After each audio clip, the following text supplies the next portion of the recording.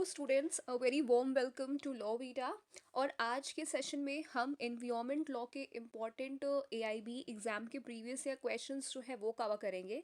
But सबसे पहले मैं आपको बताना चाहती हूँ कि हमने एआईबी के वेरियस सब्जेक्ट्स के प्रीवियस ईयर क्वेश्चन पेपर्स मतलब पीवाईक्यूज़ को एक ऑर्गेनाइज्ड पीडीएफ फाइल्स में प्रिपेयर किया है, जो कि सब्जेक्ट वाइज अरेंज्ड है, ठीक है, ताकि आपकी प्रिपरेशन जो है वो बहुत ही ईजिली कंडक्ट हो जाए। साथ ही साथ हमने उनकी करेक्ट आंसर की फाइल्स भी प्रिपेयर की हैं, जो कि स्पेसिफिकली एआईबी एग्ज़ाम के लिए रेलेवेंट है। और अगर आप पूरा ये जो एआईबी पीवाईक्यूज़ का सेट है उसको परचेज करना चाहते हैं, तो आप हमें कांटेक्ट कर सकते हैं इंस्टाग्राम पर एज वेल एज़ ईमेल पर भी, ठीक है। और उसकी जो कांटेक्ट हैंडल्स हैं वो आपके स्क्रीन पर डिस्प्ले कर दी जा रही होंगी। तो अब चलिए शुरू करते हैं आज के सेशन के बारे में, which is related to environment law के कुछ इंपॉर्टेंट क्वेश्चन आंसर्स पे। So the very first question which we have is, वो कहता है कि सूरत की एक मैन्युफैक्चरिंग कंपनी एक्स जो है, उसने अनट्रीटेड इंडस्ट्रियल वेस्ट जो है वो एक रिवर में डिस्चार्ज कर रही थी, जो इन्वायरमेंट प्रोटेक्शन एक्ट 1986 और water prevention and control of pollution act 1974 का वॉयलेशन है।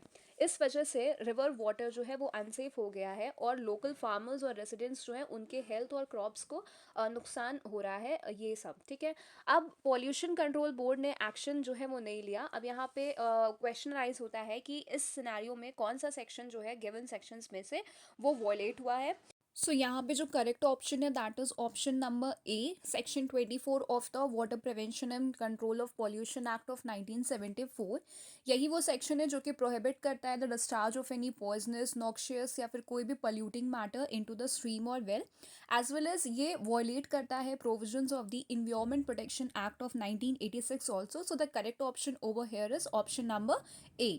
देन नेक्स्ट क्वेश्चन इज कि इनमें से कौन सा एक्ट जो है वो पॉपुलरली जाना जाता है as umbrella legislation. So this is a very easy question and the answer is option number D, environment protection act 1986, ठीक है। इसी को हम अम्ब्रेला लेजिस्लेशन कहते हैं क्योंकि ये एनवायरमेंट के प्रोटेक्शन के लिए सभी बाकी एक्ट्स से ऊपर जो है वो प्रायोरिटी देता है।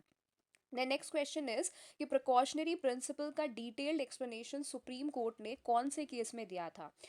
ये उन्होंने दिया था option A, that is well law citizens welfare forum versus union of India के केस में।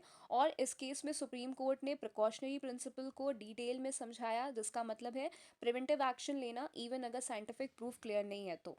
देन नेक्स्ट इज कि पब्लिक ट्रस्ट डॉक्ट्रीन का लैंडमार्क केस जो है वो कौन सा है इन गिवन केसेस में से। So that is option number D, MC Mehta versus Kamalnath. इसमें पब्लिक ट्रस्ट डॉक्ट्रीन का जो कॉन्सेप्ट है वो स्टैब्लिश हुआ था। देन नेक्स्ट क्वेश्चन इज कि इन्वायरमेंट प्रोटेक्शन एक्ट 1986 के अंडर जो नेशनल ग्रीन ट्राइब्यूनल है उसमें अपील कौन से सेक्शन में फाइल होती है। यहाँ पे जो करेक्ट ऑप्शन है that is option number B, section 5A में अपील जो है वो फाइल होती है। देन नेक्स्ट इसके फंडामेंटल ड्यूटीज में इन्वायरमेंट प्रोटेक्शन किस आर्टिकल में इंक्लूडेड है। वो इंक्लूडेड है आर्टिकल 51AG, जो कहता है कि हर सिटीजन की ड्यूटी है कि वो इन्वायरमेंट को प्रोटेक्ट करे। देन AIB 16 में कोई भी क्वेश्चन इन्वायरमेंट लॉ से नहीं पूछा गया था। अब हम पढ़ेंगे AIB 15 की तरफ। सबसे पहला क्वेश्चन इज कि environmental pollutant environment protection act के हिसाब से क्या होता है। सो पहला है कि हर सॉलिड लिक्विड गैसियस सब्सटेंस जो इन्वायरमेंट के लिए फ़ायदेमंद हो। This is not. Then second option is कि सिर्फ गैसियस सब्सटेंसेस जो इन्वायरमेंट को नुकसान पहुंचाए। This is also not. हर सॉलिड लिक्विड गैसियस सब्सटेंस जो इन्वायरमेंट के लिए हार्मफुल हो। This is correct. एंड सिर्फ सॉलिड और लिक्विड सब्सटेंसेस जो हार्मफुल हो, दिस इज नॉट। तो जो करेक्ट ऑप्शन है दैट इज ऑप्शन नंबर 3 कि हर सॉलिड लिक्विड और गैसियस सब्सटेंस जो है वो इन्वायरमेंट पोल्यूटेंट जो है वो कहलाता है। देन नेक्स्ट इज कि नेशनल ग्रीन ट्राइब्यूनल जो है किस एक्ट के तहत अपना जुरिस्डिक्शन एक्सरसाइज नहीं करता है, ओके, फोकस ऑन नहीं करता है। पहला is wild life protection act of 1972, then scheduled tribes and other traditional forest dwellers recognition of forest rights act of 2006, third is public liability insurance act 1991, या option 1 and 2 both. यहाँ पे जो correct answer है वो है option 1 and 2 both. जो आपका option number 4 है वो करेक्ट हो जाता है। देन नेक्स्ट क्वेश्चन इज कि MC Mehta versus union of India, ठीक है, जो श्री राम फर्टिलाइजर्स का केस है, उसमें कोर्ट ने क्या होल्ड किया था?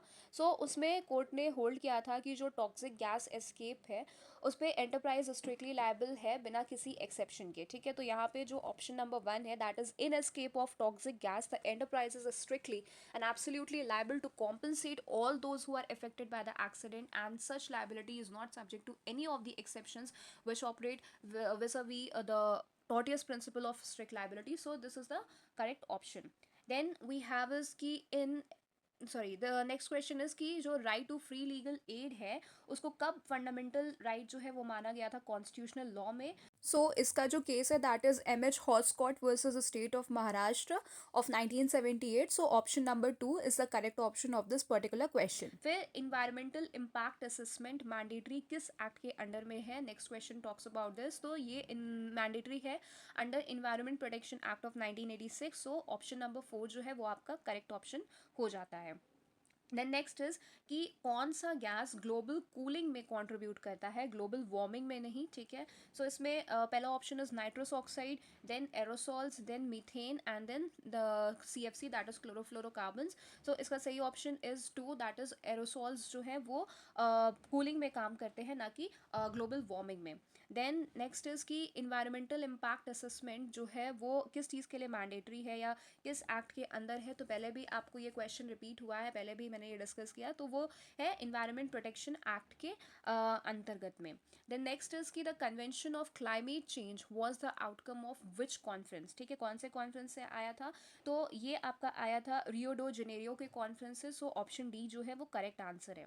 देन नेक्स्ट इज की coastal regulation zone notification central government ने कब इशू किया था? 1986 में, 1988 में, 1991 में या फिर 1997 में? तो ये इशू किया गया था आपको ईयर 1991 में, ठीक है।